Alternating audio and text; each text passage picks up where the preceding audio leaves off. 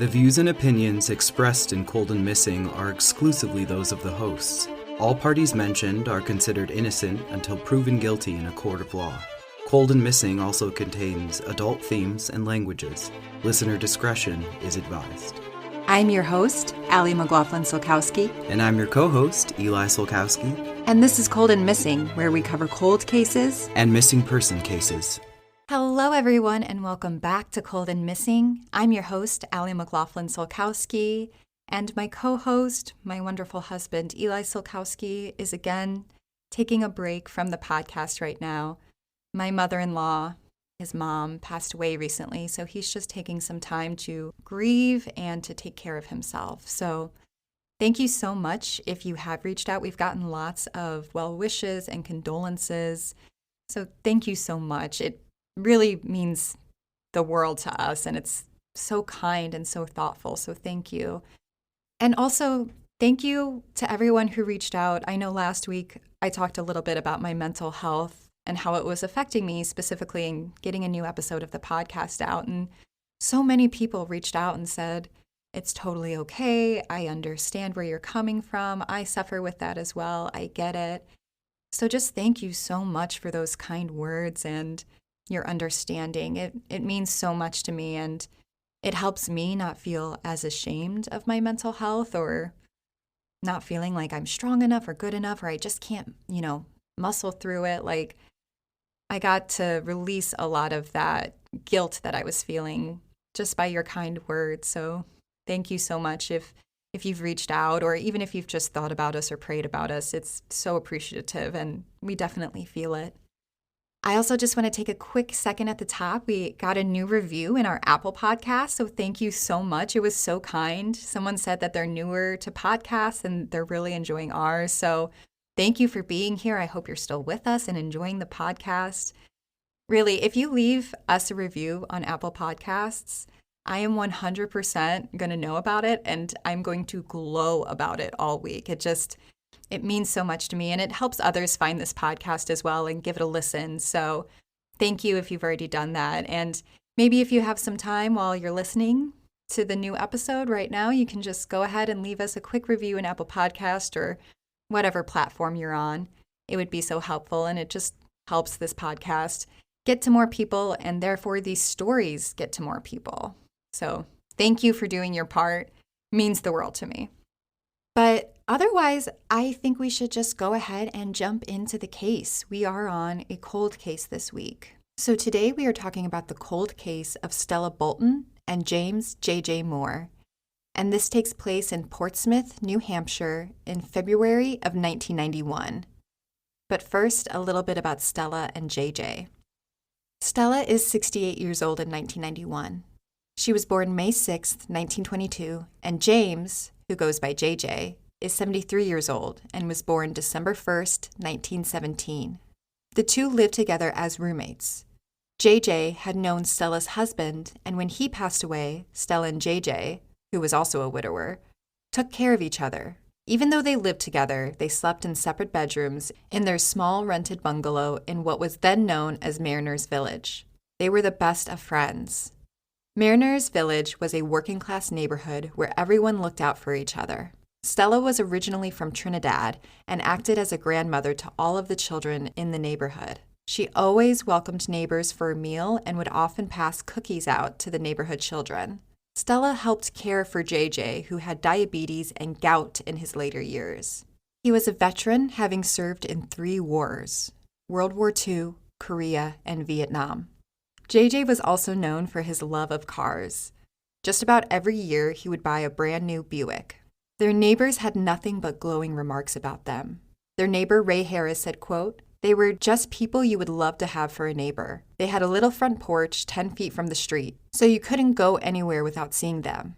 You had to know them. They loved company, and if you didn't sit and visit with them, you stood on the sidewalk and talked as you went by." End quote.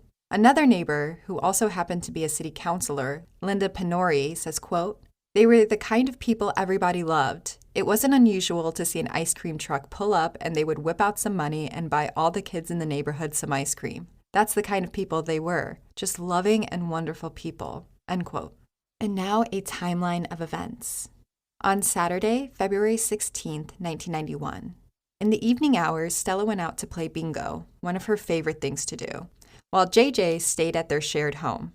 It was rumored that Stella had been on a big winning streak at her bingo games recently. We know that Stella did eventually return home to the house she shared with JJ. In the early morning hours of Sunday, February 17th, 1991, at around 1:30 a.m., a fire is reported at 74 Rock Hill Avenue in the Mariners Village complex. This ends up being a 2-alarm fire, which means that the responding fire department had to call in additional assistance from other fire departments. The fire even spread to the house next door. While fighting the fire, firefighters discovered the remains of 2 bodies. Those on the scene assume that the 2 perished in the house fire. Police don't have a confirmed ID on the bodies, but the whole neighborhood knew. Neighbor Linda Penori says, quote, "There was such shock because it was so insane. And they had lived in the same place such a long time, you couldn't even say maybe somebody got the wrong house," unquote. Fire investigators ruled the fire as arson. The fire was started intentionally in the back left bedroom and spread throughout the home and to the home next door. On Monday, February 18th, so this is the next day after the fire, medical examiners begin an autopsy to confirm the IDs of the 2 bodies found in the home. It is confirmed that the bodies that were found were Stella and JJ. However, the medical examiner also discovers that each of them had been stabbed multiple times and were murdered before the fire was set.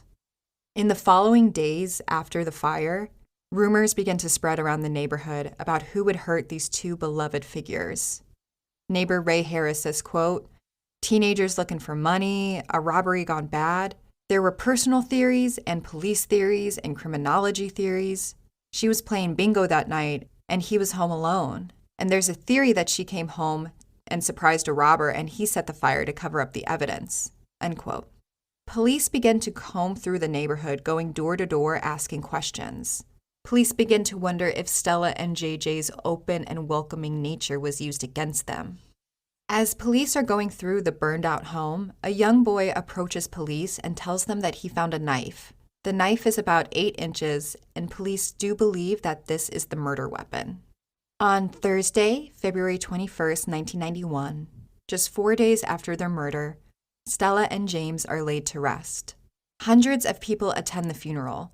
Folks come from all over to pay respects to Stella and JJ, including Pennsylvania, New York, and Trinidad. Stella and JJ are ultimately laid to rest together. Police are chasing leads, but they're not public about what they're looking for or who they're looking at. Police do tell the public that the rumor that Stella had won thousands playing bingo the night before she died was false. But people in the neighborhood, along with police, will continue to talk about her bingo winnings as a potential motive over the years. In June of 1994, so this is 3 years since the murder of Stella and JJ, there is a grand jury held in regards to this case. Now, police seem to have been working on this case in the background because I couldn't really find any media coverage outside of the initial shock of the crime. But come June of 1994, they do hold a grand jury against a person of interest. However, police don't get an indictment against this person. Because grand juries are held in secrecy, we do not know who the person of interest in this case is or was, if they're still considered a person of interest at all. However, from these proceedings, police will go on to arrest William Schroeder, who is 30 years old, for tampering with a witness and hindering a police investigation. Police believe that William has withheld information about the murder investigation to them, the police, and also when he was a witness for the grand jury. He also told another person to lie to the grand jury. This other person happened to be a police detective. Police hope that his arrest will generate more leads and tips in the case of Stella and JJ. The chief of the Criminal Justice Bureau at the Attorney General's office, Mike Ramsdale, says, quote, "We certainly believe that he had knowledge about what went on the night of the murder. And when he wasn't forthcoming, the charges were brought," end quote. Police don't say that they think William was involved in the murder, but they for sure believe that he has information about the murder. No murder charges are ever brought against him, and ultimately, William will plead guilty to witness tampering in January of 1995, and he's sentenced to 3.5 to 7 years. And it doesn't seem like William ever provides any more information about what he may or may not know to police. In May of 1996, so it has been 5 years since Stella and JJ were murdered, police connect with Dr. Henry Lee, hoping that he will take a look at the evidence to see if he could help find some suspects. Dr. Henry Lee, as some of our listeners may recognize, is a forensic scientist who has worked on some of the most famous cases. He's worked on the JonBenet Ramsey case, O.J. Simpson, Kathleen Peterson, and Kaylee Anthony. Several items are sent to Dr. Lee, but the only DNA that he is able to develop matches the victims, so there's no suspect DNA developed. The next year, in October of 1997, so now it's been 6 years since the murder, police offer a $10,000 reward for any information in this cold case. In the year 2000, they double it to $20,000, and this reward is still in place as of 2023 for information leading to an arrest in the murders of Stella and JJ. In 2001, so it's been 10 years since Stella and JJ's murder, there's another double murder in New Hampshire. A husband and wife who were both professors at Dartmouth College, Half and Suzanne Zantop. They were both stabbed to death like Stella and JJ. The major difference is that the case received a lot of media attention and resources from the state to get the case solved. This didn't sit well with the folks that knew Stella and JJ. They believed that Stella and JJ deserved just as much media attention and resources from the police to get the case solved. Executive Counselor Ruth Griffin, who is from Portsmouth, says, quote, "They were black and poor. They lived in subsidized housing. It has bothered me. Isn't it the attorney generals who direct how the state prosecutes?" End quote.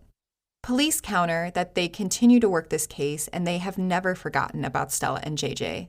Sergeant Michael Ronchi says, quote, "It is still an active investigation.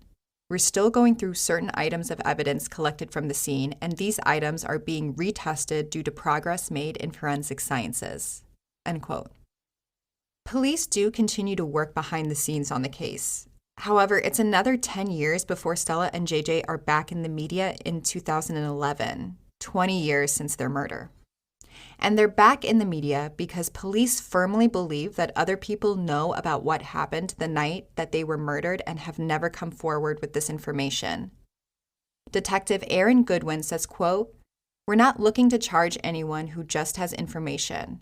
If you were living in the community and you heard something, anything, come forward. Let us know what it is." End quote. In 2011, police are confident that they are close to an arrest in this case.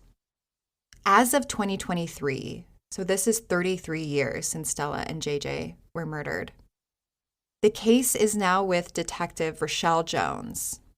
Detective Jones used to live near Stella and JJ as a child, and she says, quote, "For me, just with JJ and Stella, I look at them and I have a personal knowledge of how great they were as people, and it makes me very angry." End quote.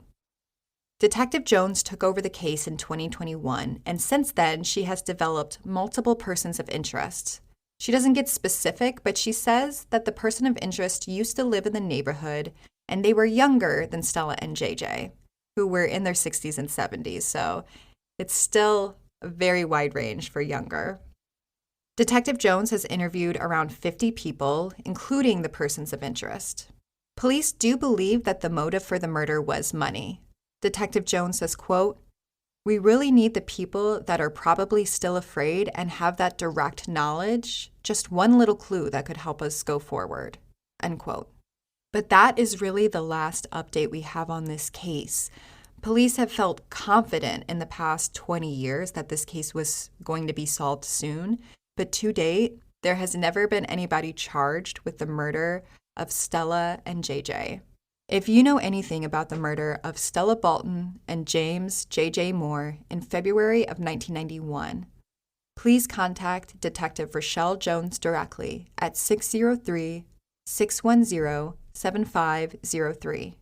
And the sources for the timeline today come from Journal Tribune, Sun Journal, Concord Monitor, Valley News, Morning Centennial, The Boston Globe, Seacoast Online, and WMUR.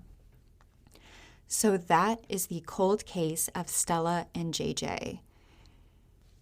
My first reaction when I found this case and started researching it was just how sweet Stella and JJ are as people and, as friends who were, in their later years in life and were supporting each other and taking care of each other. But there wasn't that romantic aspect involved, which I think is so easy to just place on a man and a woman's friendship.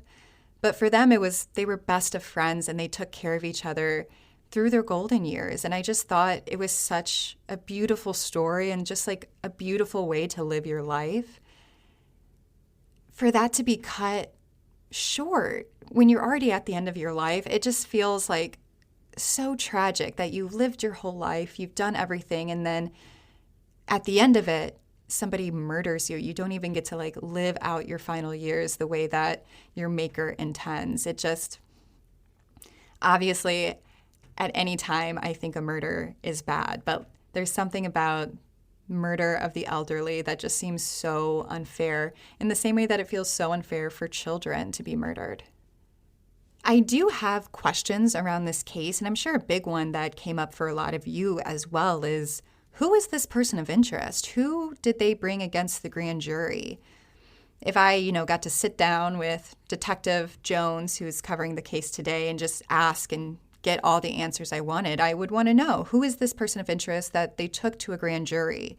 They didn't get the indictment, so the grand jury didn't feel like there was enough evidence to support that murder charge, or I guess in this case, a double murder charge. But still, I have to just wonder who this person is. And I know I've mentioned this before, but just being somebody who loves true crime and takes in a lot, I always have to wonder, is this person who they couldn't get the indictment on, are they really a good suspect, or is it somebody that the police just kind of tunnel visioned in on? That's something that I would like to know as well, but without really knowing who the person is and the evidence they have against him or her, I guess we really don't even know. But without those details, all you can do is wildly speculate, which is what I'm doing right now. So I'll stop. I also am curious, and I couldn't find any additional details on it, but the murder weapon was found by a young boy in the neighborhood. And from all reports, it seems it was a child that found the knife. But I couldn't find an exact detail of where the knife was found.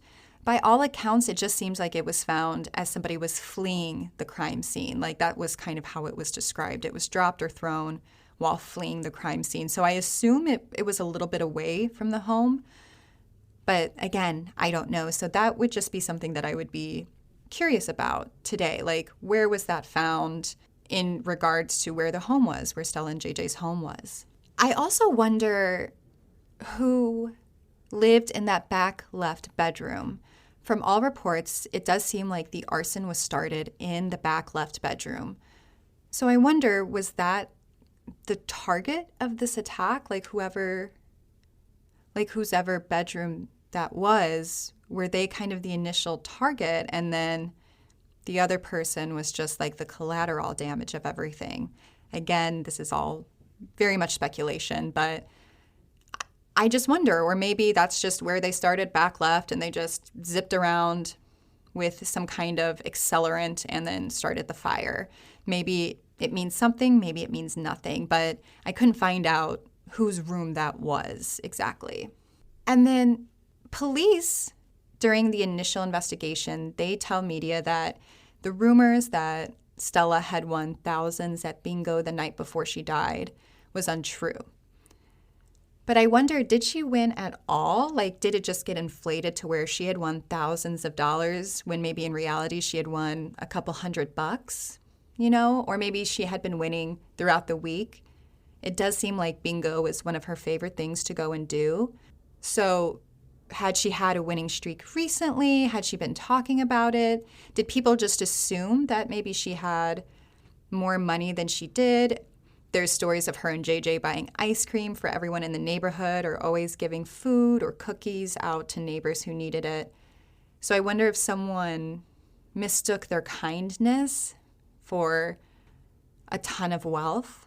From everything that the police report from the beginning until 2023, it does seem like money is a major motivator in this murder, which is so sad. Like, money is the root of all evil. Truly, fully unstopped. That's